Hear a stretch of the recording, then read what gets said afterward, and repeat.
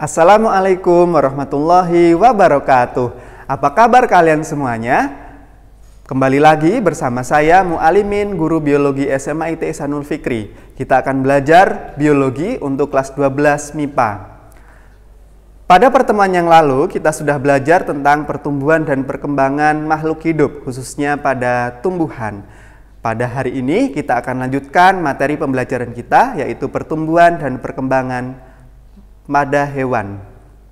Adapun tujuan pembelajaran yang jadi fokus belajar kita hari ini adalah tujuan pembelajaran yang ketiga, yaitu peserta didik dapat menjelaskan proses pertumbuhan dan perkembangan pada hewan atau manusia. Langsung saja, pertumbuhan dan perkembangan pada hewan dan manusia kita bagi menjadi dua, yaitu yang pertama adalah masa prenatal, yang kedua adalah masa postnatal.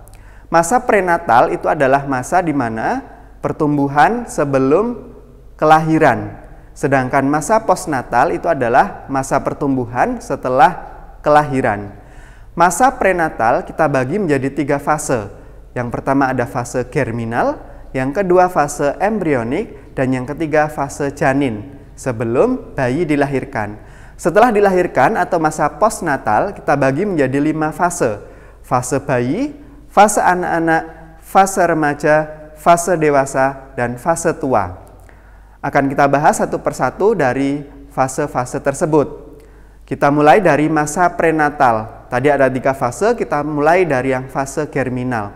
Fase germinal adalah fase yang terjadi pada pekan pertama setelah proses pembuahan atau fertilisasi.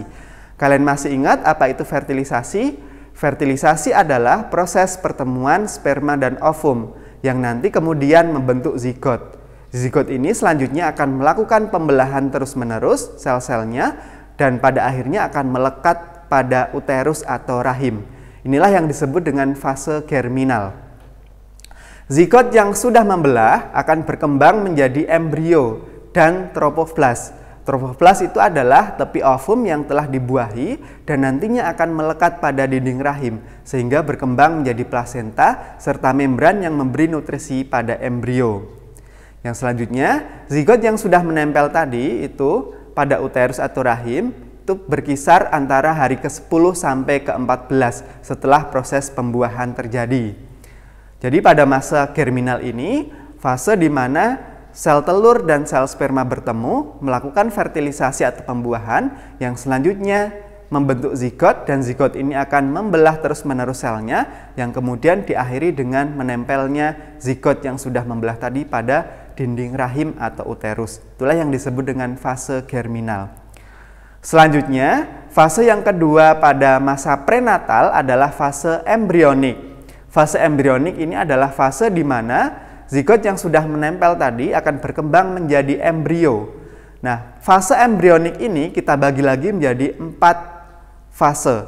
Yang pertama morulasi, yang kedua blastulasi, yang ketiga gastrulasi, dan yang keempat organogenesis. Kita mulai dari fase yang pertama, yaitu morulasi. Morulasi adalah fase di mana zigot membelah menghasilkan bentuk sel yang seperti bola yang tersusun dari banyak sel, atau biasanya 8 sel. Nah, kumpulan dari 8 sel yang terbentuk ini disebut dengan morula. Maka disebut istilah prosesnya adalah morulasi.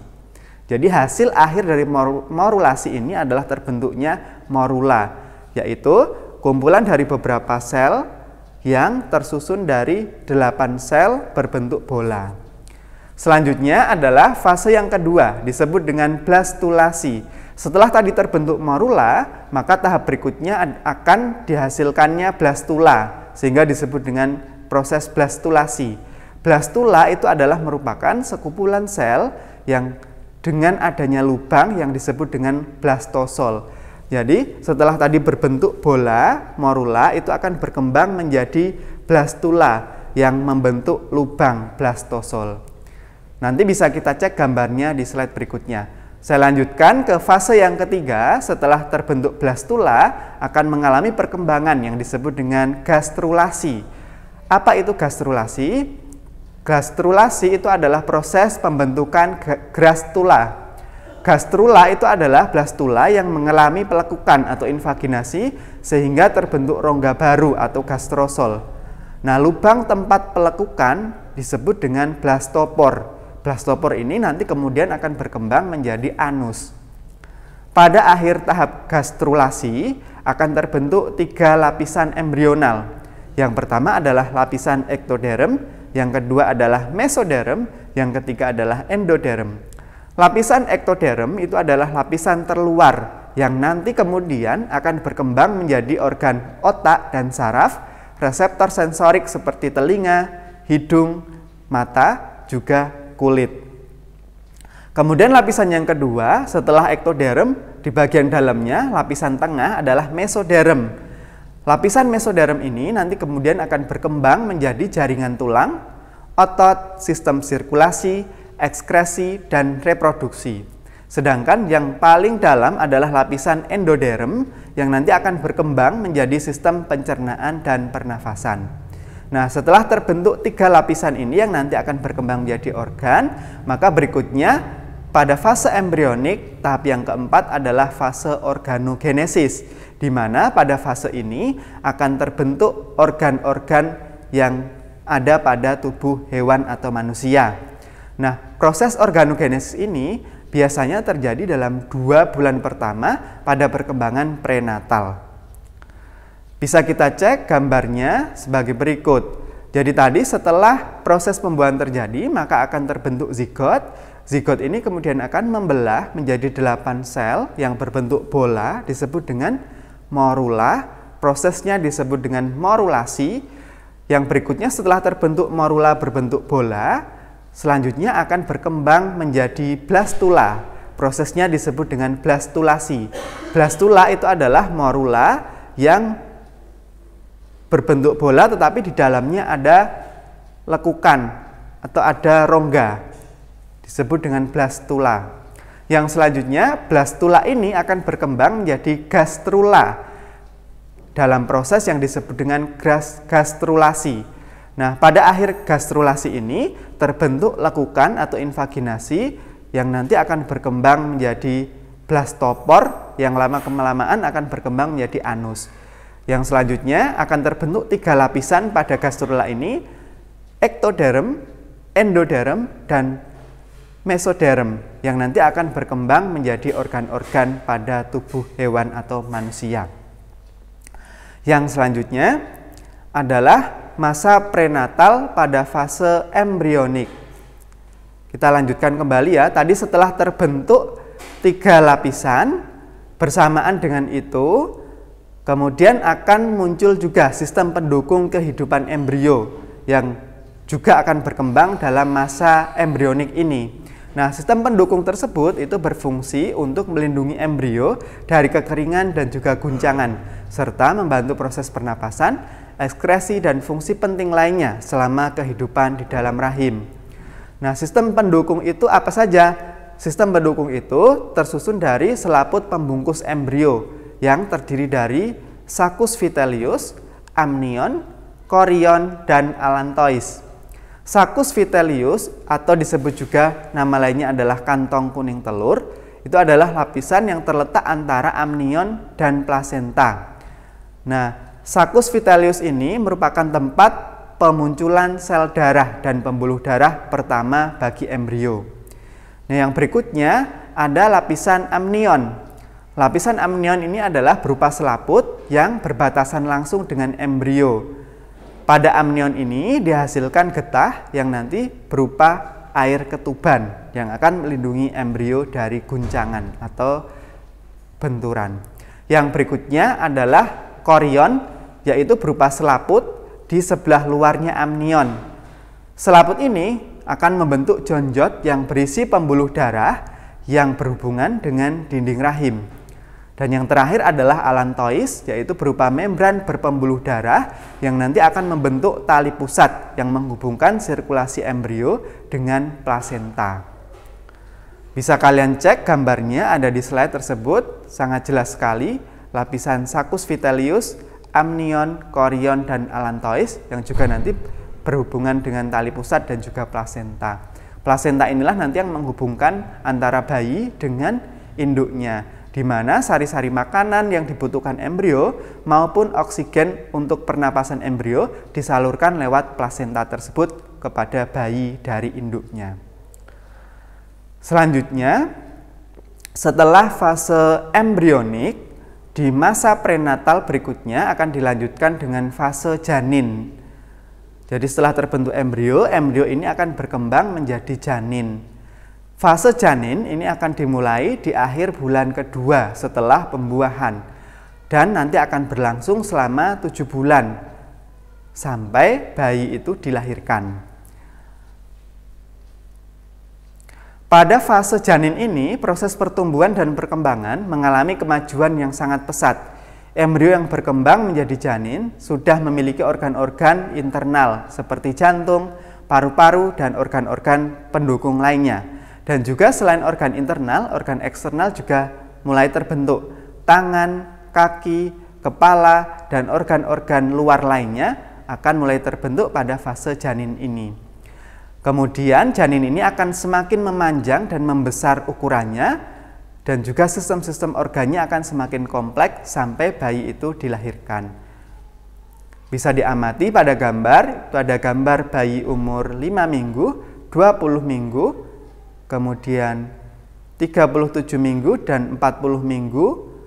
Perubahannya dari segi ukuran dan juga kompleksitas organ yang terbentuk semakin hari, semakin minggu, semakin berkembang. Begitu. Yang berikutnya, mari kita simak video berikut ini yang menjelaskan tentang proses pembentukan janin dari masa fertilisasi.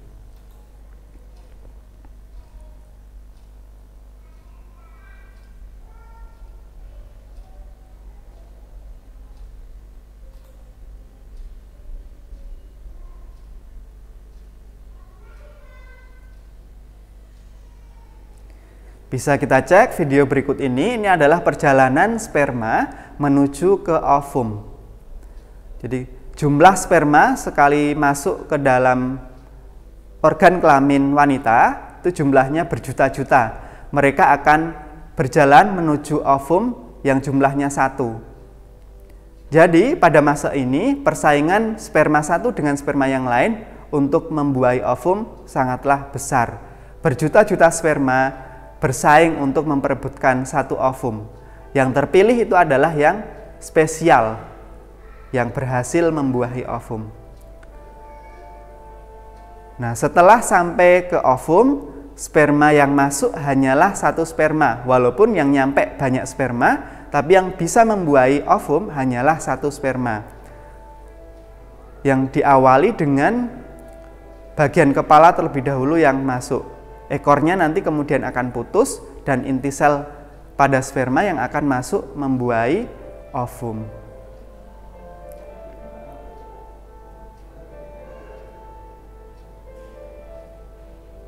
Pada gambar ini, sperma mengeluarkan enzim yang nanti bisa membuka dinding ovum. Nah, setelah ada 1 sperma yang bisa masuk, maka lubang tersebut akan tertutup dan sperma yang lain tidak bisa masuk ke dalam lubang ovum tersebut. Ini perjalanan sperma setelah masuk, maka dia akan masuk ke dalam inti dari sel telur atau ovum. Bagian ekornya akan putus, kemudian yang masuk adalah bagian inti selnya di kepala. Kemudian inti sel sperma dengan inti sel ovum akan bertemu, mereka melebur kemudian membentuk zigot. Zigot ini kemudian akan membelah sel-selnya menjadi banyak sel, seperti yang sudah kita bahas tadi. Kemudian zigot ini akan melakukan perjalanan dari tempat pertemuan sperma dan ovum, yaitu di tuba Fallopi, kemudian akan berjalan menuju dinding rahim.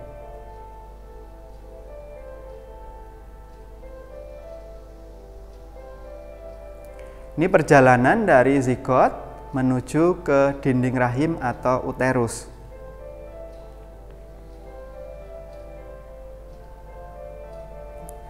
Setelah sampai pada dinding rahim, zigot yang sudah membelah selnya ini kemudian akan membenamkan diri masuk ke dalam dinding rahim, menempel. Nah, penempelan inilah menjadi akhir dari fase germinal. Yang selanjutnya akan dilanjutkan dengan fase embrionik, di mana zigot yang sudah menempel ini akan mengalami pembelahan kembali, membentuk morula, blastula, gastrula, dan mengalami fase organogenesis sehingga terbentuk organ-organ tubuh. Nah, ini adalah fase morulasi, blastulasi, dan gastrulasi. Ini terbentuk gastrula.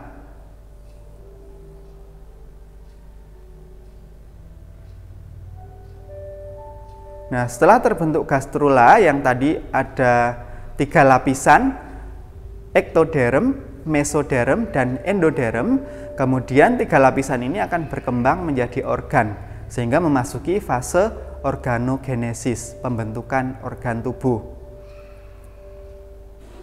Organ yang pertama kali terbentuk adalah jantung, karena jantung itu berfungsi dalam memompa darah.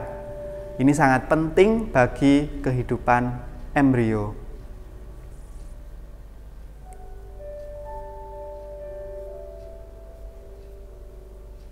Selanjutnya, dari bulan ke bulan, dari pekan ke pekan, embrio ini akan berkembang menjadi janin, sehingga masuk ke fase janin. Tadi sudah kita singgung, fase janin ini berkembang kurang lebih 7 bulan, dimulai dari bulan kedua akhir sampai bulan ke-9 atau 40 pekan. Di mana nanti setelah 40 pekan atau 9 bulan 10 hari, kurang lebih seperti itu, janin ini atau bayi akan dilahirkan oleh ibunya dan akan terlahir ke dunia.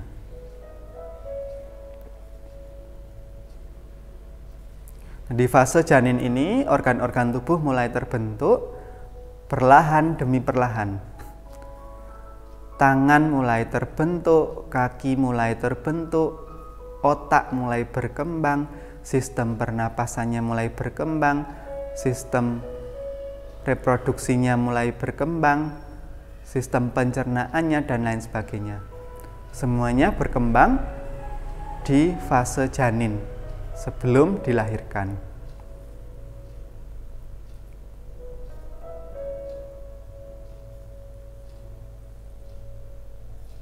Nah, di sini jari mulai terbentuk tadi dari tangan, kemudian melakukan pelekukan-pelekukan sehingga terbentuk jari-jari.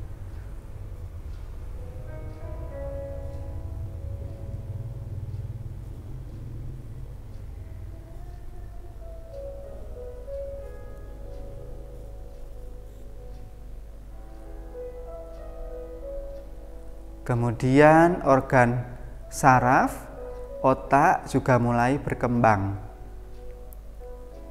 Sel saraf mulai membelah, membentuk banyak saraf atau jaringan saraf yang nanti membentuk simpul-simpul saraf pada otak.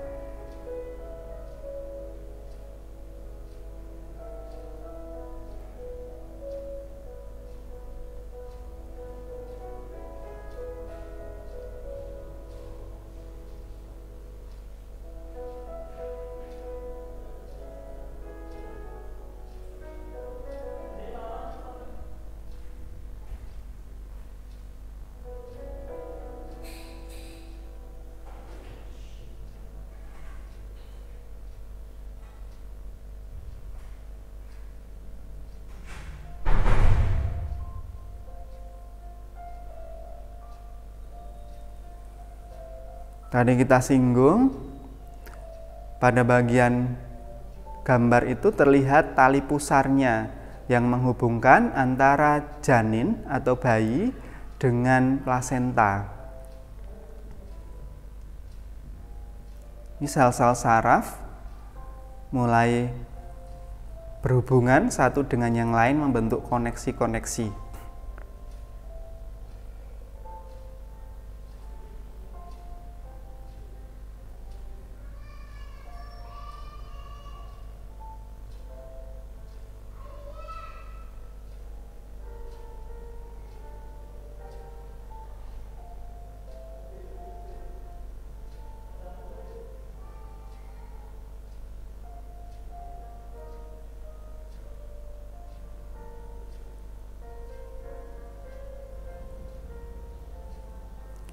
bermiliar-miliar sel saraf mulai terbentuk. Kita bisa bayangkan ketika sel saraf tidak terbentuk, apa yang akan terjadi. Kita tidak bisa berpikir, tidak bisa mengolah informasi, dan lain sebagainya.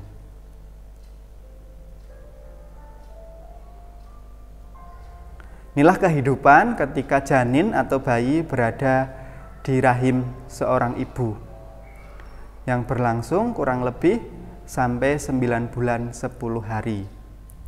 Tentu luar biasa sekali Allah menciptakan janin atau bayi yang dimulai dari proses fertilisasi yang sudah kita bahas sebelumnya.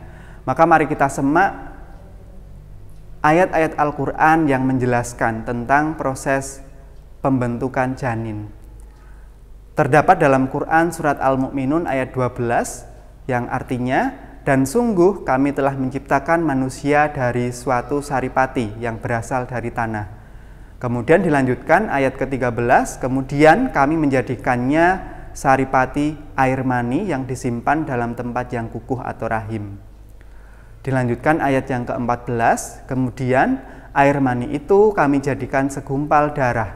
Lalu segumpal darah itu kami jadikan segumpal daging. Dan segumpal daging itu kami jadikan tulang belulang.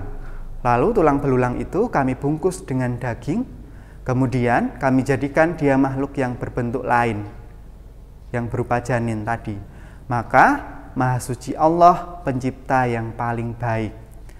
Maka dari itu kita perlu bersyukur pada Allah SWT karena sudah diberikan formula organ-organ tubuh yang sempurna.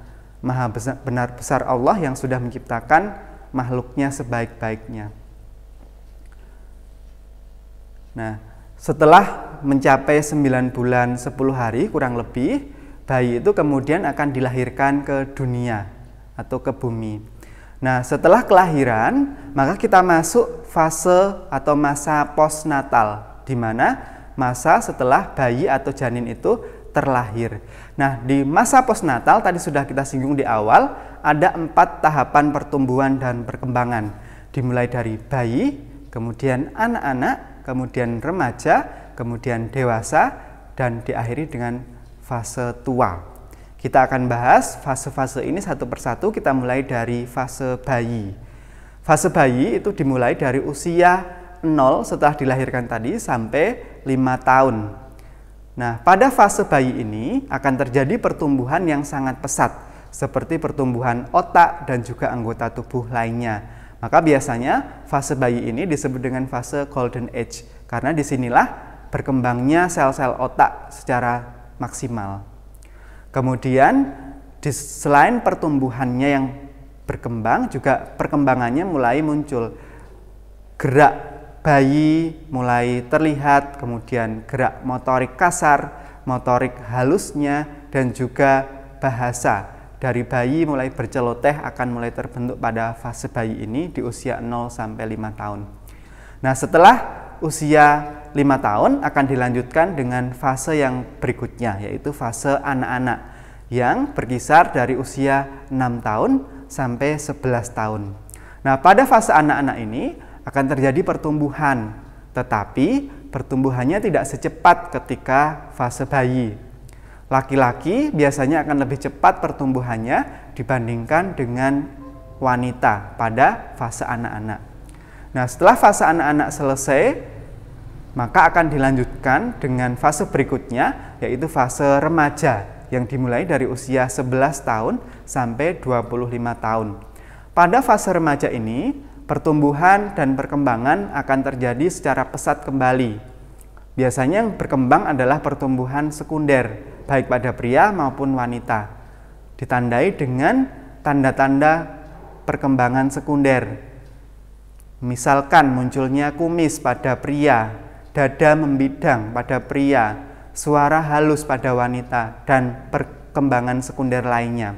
Kemudian di fase remaja ini juga akan mengalami kematangan organ reproduksinya. Setelah memasuki fase remaja, berikutnya akan dilanjutkan dengan fase dewasa, yakni berkisar di usia 26 sampai 45 tahun. Nah, pada fase dewasa ini tidak lagi mengalami pertumbuhan, atau bisa disebut dengan tingkat pertumbuhannya adalah 0 karena tidak terjadi pertumbuhan dan perkembangan kembali. Yang selanjutnya, setelah fase dewasa selesai, maka akan dilanjutkan dengan fase yang terakhir, yaitu fase tua yang berkisar pada usia 45 tahun ke atas. Nah, pada fase tua ini justru pertumbuhannya itu terjadi pertumbuhan negatif. Artinya ukuran tubuh akan mulai menyusut dan menurun. Tidak lagi terjadi pertumbuhan, tetapi malah justru menyusut.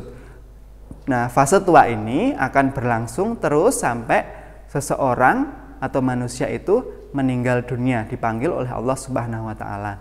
Nah, disinilah berakhirnya proses kehidupan di bumi. Nah, kemudian materi yang berikutnya yang kita bahas adalah kemudian apa saja faktor-faktor yang mempengaruhi pertumbuhan dan perkembangan pada hewan atau manusia. Tentunya ada banyak faktor yang mempengaruhi, seperti yang terjadi pada tumbuhan kemarin yang sudah kita bahas, ada faktor internal dan juga faktor eksternal yang berpengaruh terhadap pertumbuhan dan perkembangan. Faktor internal itu adalah faktor alamiah yang berasal dari dalam tubuh suatu individu. Sedangkan faktor eksternal itu adalah faktor yang berasal dari luar tubuh individu. Nah, faktor internal dari dalam yang berpengaruh terhadap pertumbuhan dan perkembangan manusia atau hewan adalah yang pertama gen. Gen ini merupakan pembawa informasi genetis atau sifat yang diwariskan dari induk kepada keturunannya. Seseorang yang gen induknya itu cepat tinggi, pertumbuhannya cepat, maka keturunannya juga akan mengalami pertumbuhan yang cepat, begitupun sebaliknya. Selain gen, faktor internal lain yang juga berpengaruh terhadap pertumbuhan dan perkembangan hewan dan manusia adalah hormon. Hormon ini akan mempengaruhi pertumbuhan dan perkembangan individu ketika fase atau masa postnatal setelah dilahirkan. Banyak hormon yang berpengaruh terhadap pertumbuhan dan perkembangan. Hormon yang dihasilkan di hipofisis, kemudian hormon testosteron, kelamin, dan lain sebagainya, semuanya berpengaruh terhadap proses pertumbuhan dan perkembangan. Yang selanjutnya adalah faktor eksternal yang berpengaruh terhadap pertumbuhan dan perkembangan pada hewan dan manusia. Yang pertama ada nutrisi. Ini sangat jelas sekali, nutrisi atau kandungan gizi pada makanan yang dimakan oleh seseorang itu akan berpengaruh terhadap tumbuh kembang individu. Tidak hanya setelah dilahirkan, bahkan nutrisi yang dimakan oleh ibu itu juga akan berpengaruh terhadap pertumbuhan dan perkembangan bayi atau janin yang dikandungnya. Demikian juga setelah dilahirkan, seseorang yang memakan nutrisi atau gizi yang cukup, maka pertumbuhannya juga akan baik. Yang selanjutnya selain nutrisi juga ada aktivitas atau kebiasaan hidup. Ini juga akan berpengaruh terhadap pertumbuhan dan perkembangan pada manusia atau hewan. Aktivitas yang dilakukan individu atau kebiasaan hidup yang dijalankan oleh individu ini akan berpengaruh terhadap tumbuh kembangnya. Sebagai contoh misalkan, seseorang yang aktif berolahraga, renang misalkan, dibandingkan dengan seseorang yang tidak aktif olahraga renang, maka pertumbuhannya bisa kita bandingkan lebih cepat orang-orang atau manusia yang punya aktivitas renang dibandingkan dengan yang tidak. Nah, ini membuktikan bahwa aktivitas atau kebiasaan hidup seseorang itu juga akan berpengaruh terhadap pertumbuhan dan perkembangan dirinya. Nah, demikian yang kita bahas pada pertemuan hari ini. Proses pertumbuhan dan perkembangan pada manusia dan hewan dilanjutkan dengan faktor-faktor yang mempengaruhinya. Di akhir ini akan saya ulas kembali apa yang sudah kita pelajari. Tadi yang kita sudah bahas adalah tentang proses pertumbuhan pada manusia dan hewan yang dibagi menjadi dua, yaitu fase prenatal dan fase postnatal. Di fase prenatal, sebelum dilahirkan, itu dibagi menjadi tiga, yaitu fase germinal, kemudian fase embrional, dan fase janin. Kemudian di fase atau masa postnatal setelah dilahirkan itu diawali dengan masa bayi, kemudian anak-anak, kemudian remaja, kemudian dewasa, dan diakhiri dengan fase tua. Nah, tentunya banyak faktor yang bisa mempengaruhi pertumbuhan dan perkembangan pada hewan dan manusia. Ada faktor internal berupa gen dan hormon, dan juga faktor eksternal seperti nutrisi dan aktivitas atau kebiasaan hidup. Materi yang kita bahas hari ini semoga bisa memberikan manfaat untuk diri kita, baik pada kehidupan dunia maupun di akhirat. Kita tentunya harus bersyukur kepada Allah sudah diberikan anugerah luar biasa, diberikan organ tubuh yang lengkap dan juga bisa berfungsi dengan baik. Ini adalah satu nikmat yang Allah berikan kepada kita. Maka mari kita bersyukur atas segala nikmat yang Allah berikan kepada kita. Tentunya ini yang bisa kita bahas di pertemuan hari ini. Terima kasih atas perhatian kalian semuanya. Sampai jumpa di kesempatan pembelajaran biologi yang lainnya. See you. Wassalamualaikum warahmatullahi wabarakatuh.